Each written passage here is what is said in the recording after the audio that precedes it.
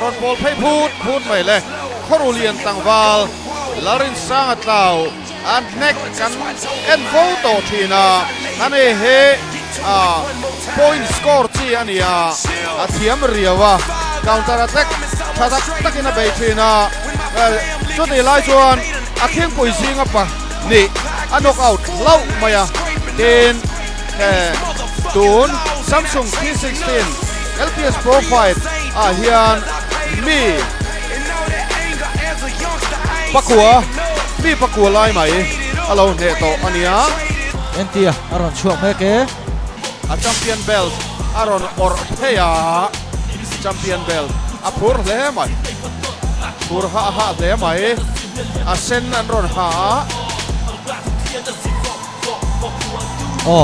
tuna hian ring alu ton me ka entil biak kima si hat langwal toyom tu nga hle maya anon sen phei phut me khi RT Mobile wina sponsor ani nge yang a belt a champion belt kol like aron or kualvel aron shovel ania hei he hum him le atum don ani ain ring tok le a nikum lam ai khan afit fe to zok tura ngai ani he sang ni sompali profile champion ania sang ni sompali contender fight a khan Laldin Moya anhelova abaga chun Mizorama championship liana achak fai vek ani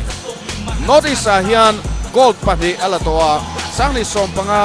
senior national gold alato bok ani entilal biakima red corner aron luta huhang anei lian viau mai on lam ta tat mai chẳng sao của mà ai hay với sao của mà ai tất men bốn cái ring see the pin fair the pin ready for the pin hey ready for box ready for move Samsung T16 LPS Pro Fight title fight kavailam mi hi kumsom le panga ke som nga pani fit nga len chinga sang blue corner lalin sang ataw Korulian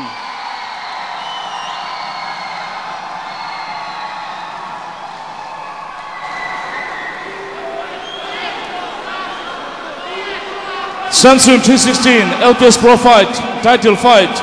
light flyweight kading lam mi hi kumsom pakwa ke som nga ret fin nga len chikha sang red corner entil biakima seha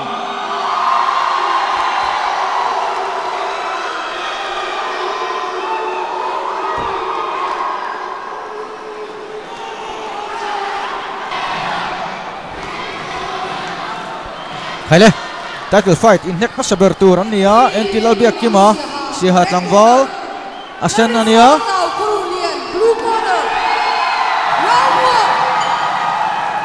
champion lai entilal biakima he ne in om donem abel thilal rin sang atlaw hian achu sak thei donem moite enti hian angam mel riau mai ga khia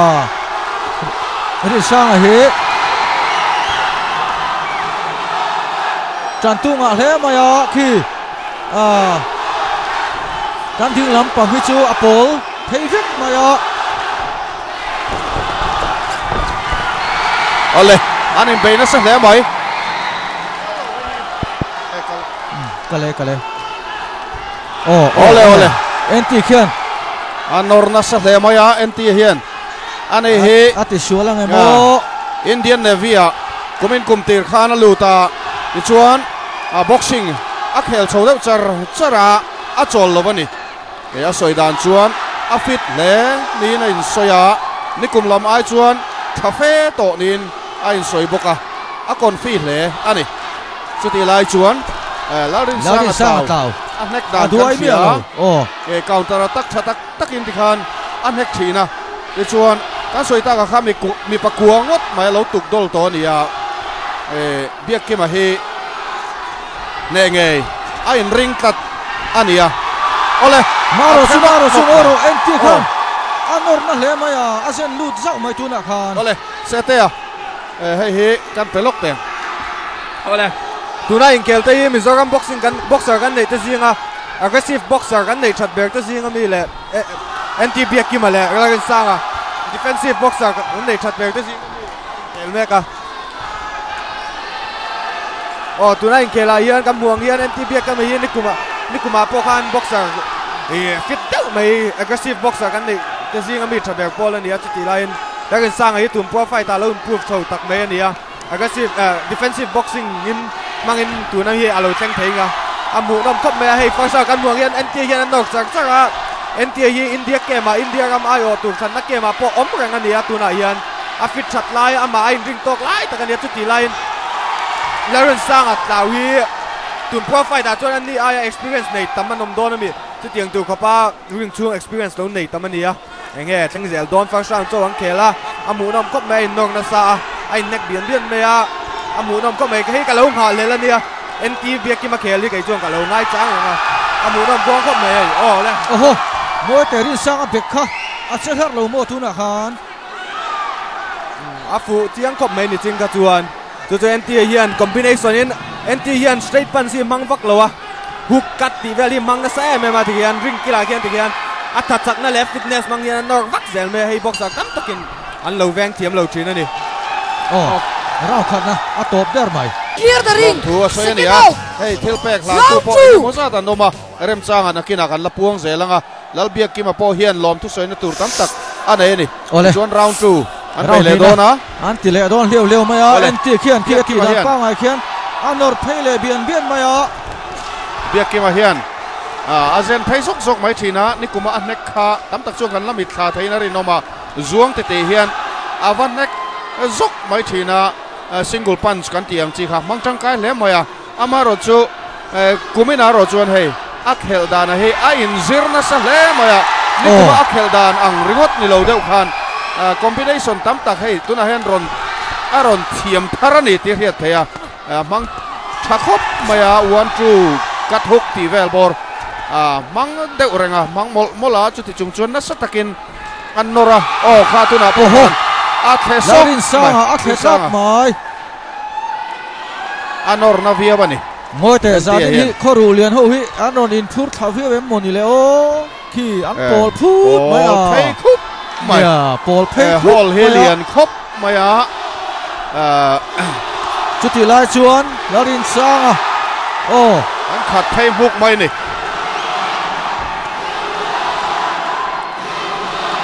blue corner chantu out thom a ring le te so kan ina nga a har the riau mai a ki te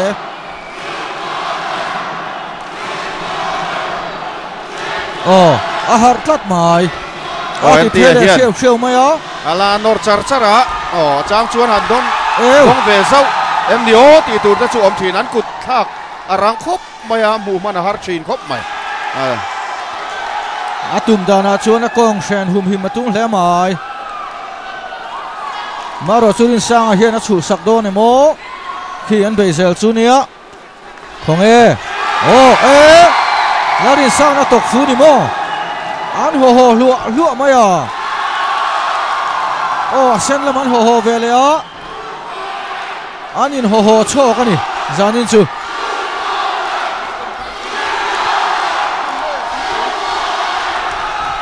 Laldin moya toy puin hen atangin sang ni som pali khan a belt kha a chu sakania tuna hen a hum him le theidonem ti chu mi ta clear ania round ni na minute chan vevel hun ala oma round ni dang ala om le cheu dona atuk fuzau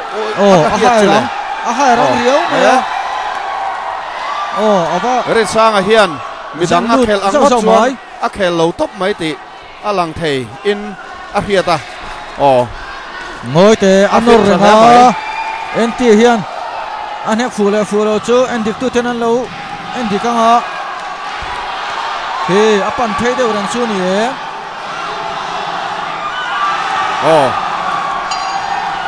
muat puya boral ta hian reng nan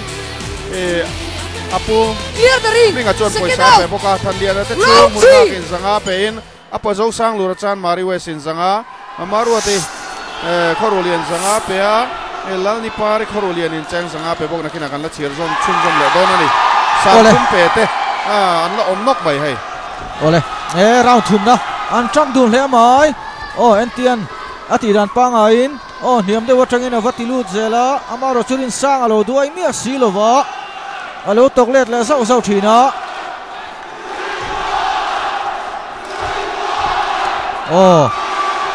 anin zen ton zok maya sete han soite NTB ki ma hian chan sa zong na sak hop maya anoi tang te hian an nek anoi tang na chunga te nek ka tian chuti line lolrin sang a hian ama defensive game an ya rin sang a NTB ki ma lu thai lo tu hian ama hi lo dang bet zela this time tang lo nek ka chuti line NT hian a chan sa mu chona hla lo ni combination ringal pop zela chuti line lolrin sang hian a sau po ni na mang tang kai khop maya NTB ki ma po hian sau po nek dan tu ka training na sa atia tumangin na khel thei ngem a game plan angin na khel thei ngem ki sau po ang tan om vele NT te hi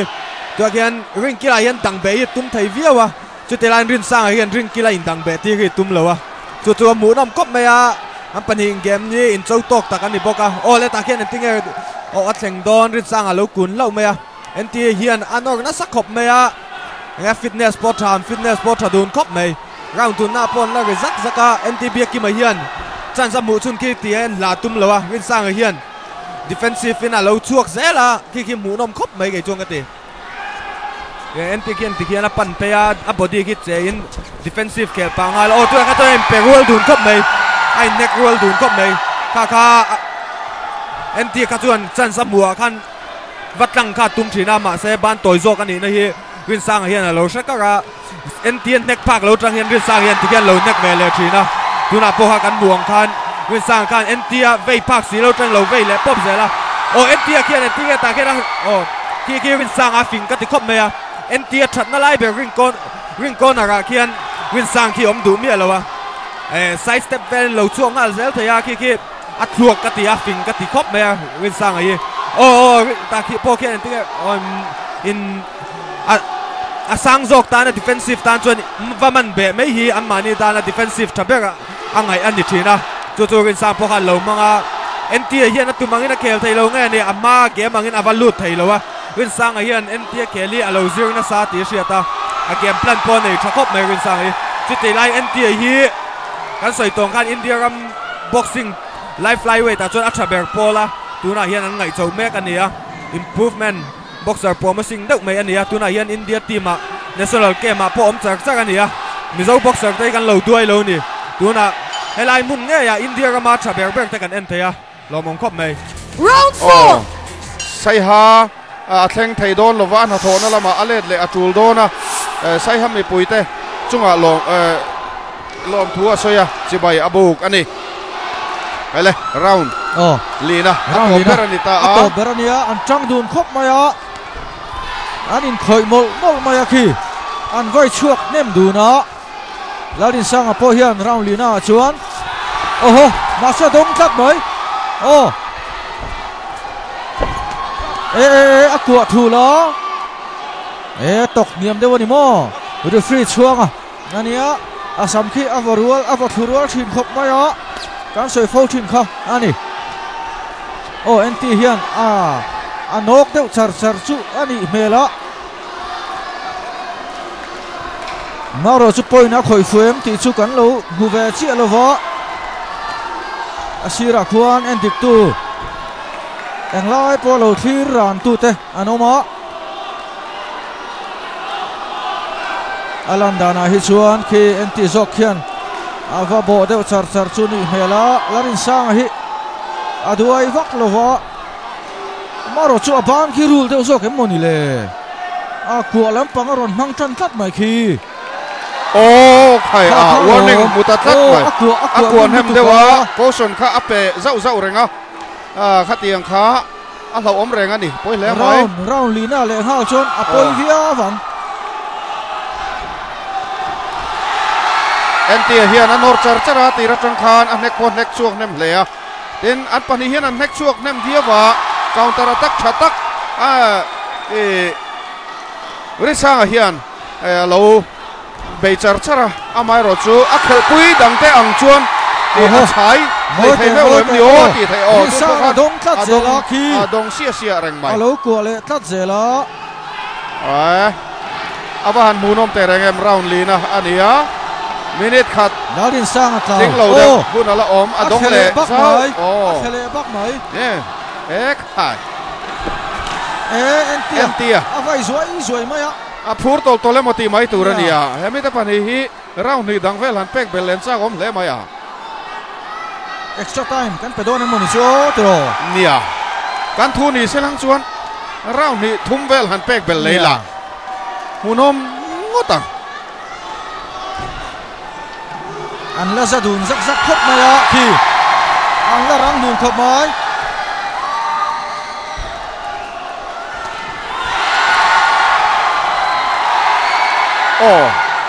anin Norbeta Marochu Potrena Nekle Dona ama hey huna tam talo tok hoi te Raulina top le don avahan ui om chin ve khi kia na top phea fumo top don darari achak lo jok nena hian ngai hruina philpek an hlan thina heta hian Lura Chedersin anron tum boxing kit thil tam tak omna iti mayang ke korbul te phei khok te potel noyang katiang boxing kit gam seal te thlengin kha achak lo nena ngai hruina thil pek lan thin an nia LPS Pro Fight title fight in Hexhota got just 10 points and played on to tiang hini just number 1 38-37 just number 2 39-37 just number 3 38-37 in unanimous sangat nena tang tu chu red corner NT Lalbiak Kimasiha NT Lalbiak Kimanakong ahum le ta aropui hle mai kan lopui tak set ani siha khopui lomin an awa siha khopui mai ne lo ama tran tu te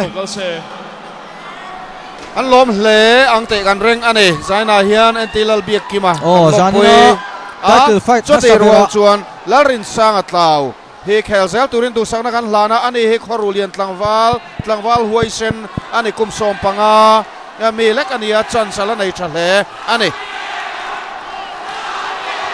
zanina title fight kan en masak bera champion lai NT Lalbiak Kiman akong shen ahum him tlat maya larin sang atlaw kan du sak em boxing khelzel turin du sakna kan hlan ani Lura Traders in anpek khong ai mian lan sak phut se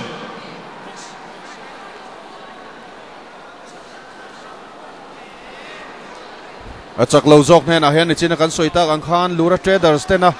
antum boxing kit an hlan thina khi tuna kian Samsung 216 LPS Pro Fight light flyweight title Samsung Zomtu larin sangan ne na kan ani siha tuna bel chen na hun milone sakse